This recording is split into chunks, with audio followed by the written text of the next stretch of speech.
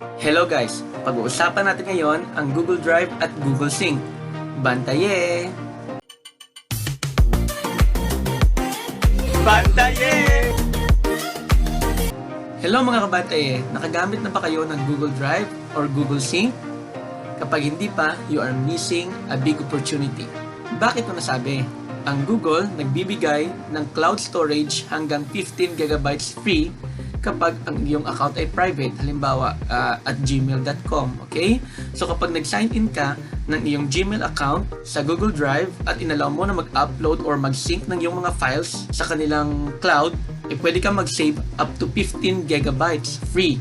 So pwede mong ilagay sa clouds yung mga important files mo. Okay? Pag sinabi natin cloud, it is a digital cloud. Hindi ito yung ulap sa langit. Okay?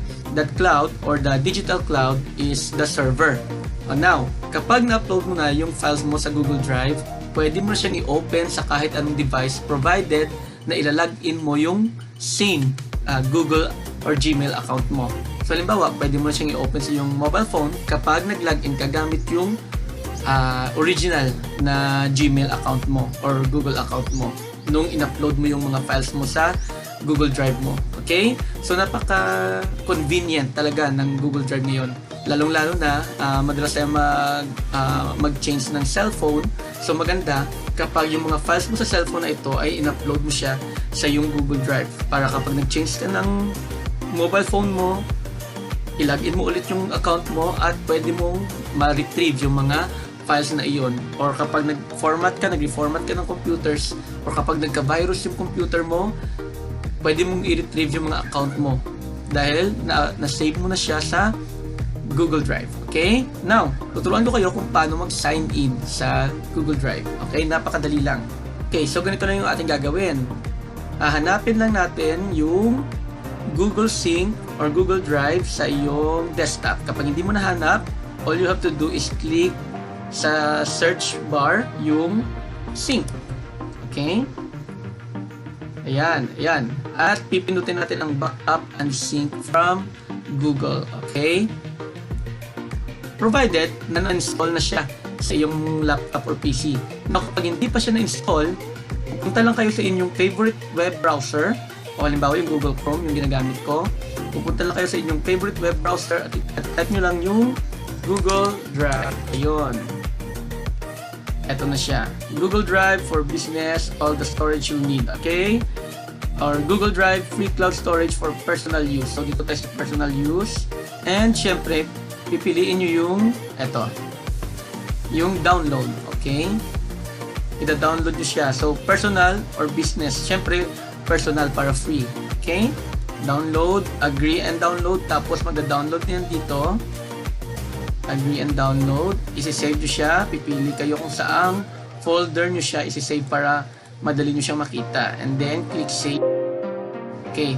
So, meron na akong existing na Google Drive. Okay? Na application. So, huwag na natin i-download. Okay? Tuturuan ko na lang kayo kung paano mag-install. Okay, so kung sakasakaling tapos nyo na siyang i-download, ganito yung installer niya. Install, backup, and sync. Okay, double-click. And all you have to do is follow the instructions kung paano siya install. Okay, magda-download muna yan ng mga updates, etc. And then, click install kung may lalabas na install or click next kung may lalabas na next. Okay, so skip na natin to kasi naka-install na ako ng aking Google Drive. Okay, so ito na siya. Ito na agad yung lalabas kapag successfully na-installed mo na yung Google Drive or yung backup and sync. Okay? Now, all you have to do is click the get started and then click sign in. Okay. By the way, sa mga nagtatrabaho sa DepEd, lalo na yung mga guro, maswerte tayo at binibigyan tayo ng DepEd ng ating DepEd account. Okay? Na magagamit natin pang login sa Google Drive. Okay? So, bakit maswerte tayo pag ganun? Kasi nga kapag private account lang siya is yung limit niya hanggang 15 gigabytes lang. Pero kapag yung ginamit mo pang login is yung DepEd account mo sa Google Drive, malaki-laki yung storage na magagamit mo. Ang pagkakaalam ko, mga nasa 1 terabyte ata siya. More or less 1 terabyte siya, I don't know. Pero kung mayroon sa yung nakakaalam kung gaano talaga kalaki yung storage ng DepEd account sa Google Drive, paki-comment nyo lang para malaman din ng mga kapwa natin mga guro. Okay? So, ayun. Mas malaki, mas madami tayong maisisave. So, lahat ng mga files nyo sa buong buhay nyo na siguro, or sa buong career life nyo sa DepEd, maisisave nyo sa Google Drive. So, kahit na lumipat-lipat man kayo ng PC, mag-iba man kayo ng mga mobile phone, kapag ginamit nyo yung DepEd account nyo sa pag-login sa Google Drive gaya nito, halos may unlimited na storage ka na online. Okay? So, yung iba, nagbabayad pa ng mahal para lang magkaroon ng ganun kalaking storage. So, tayo, free. Okay? So, gamitin natin kasi sayang din naman. Okay? So, yung ilalagin ko yung aking DepEd account. Okay? And then, click next kapag tapos ka nang mag-type ng iyong account. So, ilalagay na natin ang password. Okay? Okay, so ganito agad yung lalabas kapag sign in ka na. You will choose a folder or folders from your computer to continuously back up to Google Drive. Okay? So, just click got it. And then, kung yung mga files nyo ay nasa desktop, nasa documents or pictures, kung halimbawa, nandito yung mga gusto nyo i-upload continuously sa Google Drive nyo kapag connected kayo sa internet, so i-check nyo lang. Okay? Yung sa akin, hindi ko siya nilalagay dito kasi nga, yung laptop or yung PC natin, mas maganda kapag divided yung hard drive niya. So yung mas maganda kapag yung OS niya nasa isang drive lang at saka yung mga files niyo ay nasa kabilang drive din. Okay? Mas maganda kapag divided siya. Kasi nga, halimbawa magka-problema man, ma-reformat man yung PC mo, pwedeng maging safe pa rin yung mga files mo. Kasi nga naka-save siya separately doon sa drive na may OS. Okay, so medyo technical na po yan. Pwede natin i-ask yung mga ICT when it comes sa ganong usapan. Okay? Now, so yung mga documents ko, hindi ko sinesave sa desktop, documents, and pictures. Kapag ganon din yung ginagawa nyo, all you have to do is click the choose folder. Okay? Para hanapin nyo siya kung saang folder kayo, kung anong folder yung iba-backup nyo. So, halimbawa, sa Power Drive, halimbawa, lahat ng nasa Bantaying folder, yun yung iba-backup ko. I-click nyo lang yung folder and then click select folder. Okay? And then maghihintay kayo. Ayun. Validating. Yun, check na siya. So, pwede nyo lang i-uncheck yung ibang mga folders na hindi nyo gustong i-backup. I-backup na lang yung Bantay and then click next. And pupunta na kayo sa step 3. Okay? Now, halimbawa, gusto nyo i-skip yung step 2 kasi nga meron na kayong existing na Google Drive folder na na kayo na logout lang kayo ulit. Okay? So ano yung gagawin nyo? Kagaya sa akin, na logout lang ako, accidentally na logout ko. Pero meron na akong existing na Google Drive folder. Nandito na lahat ng mga documents ko na uploaded na sa Google Drive. Okay? Na pwede kong i-retrieve anytime, pwede ko siyang i-edit anytime. Okay? So ano yung gagawin ko? Kasi nga hindi nyo siya makikita dito yan. Okay? Kapag meron na kayong existing na Google Drive folder. So, all you have to do is click next. Okay? I-uncheck nyo lang lahat ng mga folders na hindi nyo gustong i-upload and click next. Okay? Ito na. Sync files from my drive to a folder on this computer. So, click got it again. And then ito na. Dito tayo mag-iingat. Kung may existing na kayo na Google Drive folder, gagawa siya ng another folder location. Okay? Pero kung wala pa, no worries. All you have to do is click start. Okay? Pero kung meron na, at gumawa siya ulit ng another Google Drive folder, magiging dalawa ng Google Drive folder nyo. At yung lumang Google Drive nyo, hindi nyo na siya maisisync. Kasi yung isisync niya na yung bago. So yung gagawin nyo doon, ililipat nyo lahat sa lumang Google Drive na folder doon sa bago. And mag-upload siya ulit, kakain siya ulit ng data. So, kapag meron na kayong existing na Google Drive, all you have to do is click change. Okay? Change is constant. Ayan. Ito na. And then, hanapin nyo na yung lugar kung saan nakasave yung existing nyo na Google Drive folder. Okay? So, halimbawa, dito siya nakasave sa isa kong hard drive. Ito po siya. I-click ko lang, and then select the folder. And then, magtatanong yan, are you single? Ayan, joke. Magtatanong yan, merge with existing my drive folder. I-merge niya po yan. So, continue lang. And then, eto na.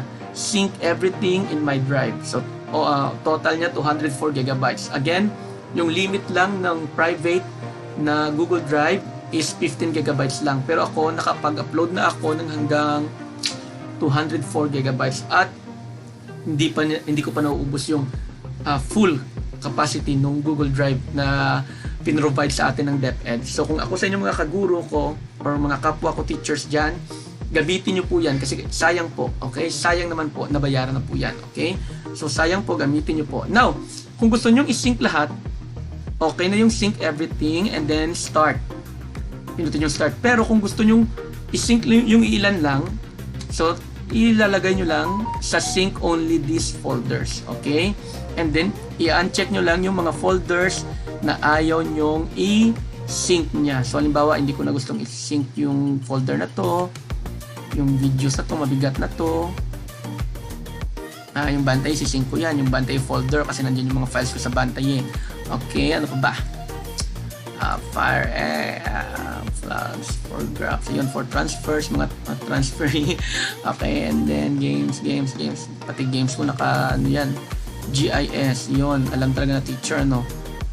And then yung grade 5G ko, yung previous ko na advisory, hindi ko na yan i-sync. Okay? LRMDS, wag na yan. Yung mga certificates, i-sync ko yan. Okay. So, halimbawa, napili na natin yung mga gusto lang nating i-sync.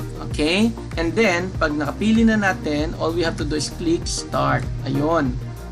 And then, dito sa baba, makikita nyo na po yung cloud ng Google. Ayun. Ganito na yung lalabas. Yung parang may ano na siya. May umiikot-ikot na. Ibig sabihin, magsisync na yan. Okay? And then, mamaya-maya, yun nga, kapag bago pa lang yung Google Drive nyo, isi-sync niya yan lahat ng pinili nyo. Pero kapag mag-merge siya, kapag may existing na kayo na Google Drive folder at mag-merge lang siya, mamaya tatanungin niya lang kayo kung gusto nyo bang i-merge lahat ng mga uploaded na ninyo or hindi. So, tatanungin niya kayo mamaya and then nasa inyo yung option kung gusto nyo pang i-merge or i-cut off nyo na yung sync. Pero mas maganda kapag naka-automatic start yung inyong Google Drive. Kasi nga, lahat ng isi-save nyo sa Google Drive nyo locally, kapag mag-save kayo dito sa Google Drive nyo, automatic kapag connected kayo sa internet, isi-sync niya yan doon sa cloud. So kung ano yung in-update nyo sa Google Drive nyo, ma-update rin sa Google Cloud nyo. Okay? So halimbawa, i-open ko to. Halimbawa, meron ako ditong yung action plan. Ayan, halimbawa. Ito na lang, alumni meeting attendance. Okay? So, halimbawa, ito, nakasync ito lahat. Okay? Syncing pa lang ito kasi nga mini-merge niya ulit or sinisync niya ulit. Pero kapag na-sync niya na ito, yung makikita nyo dito is check na. Check mark na. Ibig sabihin, na-sync niya na. So, ito, kapag na-sync niya na yung document mo at binago mo siya, may inedit ka sa kanya, kapag sinave mo yung progress mo, magsisync siya ulit. Okay? Kung ano yung mga binago mo sa kanya, i-update niya ulit doon sa Google Cloud mo. Para kapag binuksan mo siya sa ibang computer, updated siya. Okay? So papalitan niya na yung luma mong document. Okay? Kung ano na yung bago, yun na yung isi-save niya. Okay? So, kung meron kayong mga natutunan sa mga videos ko or sa video na to, please don't forget to subscribe on my channel kasi nga kailangan pa namin ng more subscribers, kailangan namin ng more views para ma-maintain namin yung channel na ito. Okay? God bless and see you sa susunod nating episode sa Bantaye! Bantaye!